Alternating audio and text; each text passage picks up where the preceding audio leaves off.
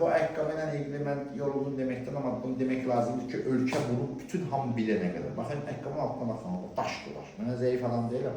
Bak eylem getmir. Getmir de mümkün değil, altı taşdır. Ben deyəm, mənim ayağıma bakın. Bakın, ne olur? Qatlanır. Belə bir ayakkabı uşaq giyinəndə nə əmələ gəlir? Uşaq ya belə gezecek, ya uşaq belə bu şekilde işe gezecektir, ya da ki belə gezecektir. Şimdi bak bunu giyindiyen ayakkabının uşağının ayağına bakın. Onlar onu necə çəkmək? İcazə versən, tut bunu. Şimdi, sen git hanımın yanındaki arkasında dur, arkasında dur, yanına, bu tarafta. Çok, kuzu, git mamanın yanında, git, mama yanında gidiysen, yapsın mı kuzu?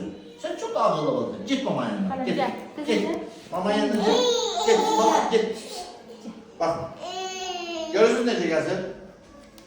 Bakın bunu, bu hala getirenlerden biri de ayakkabıdır. Yani, güya ki biz bu ayakkabını giyinirik ki bu uşağın ayağı düzelsin ama əfsuslar olsun ki bu gördüğünüz ayakkabı biraz da sizin uşağınızın ayağına əyəcəkdir. Eğer valideynler size belə bir ayakkabı yazan varsa ondan uzak durursunuz.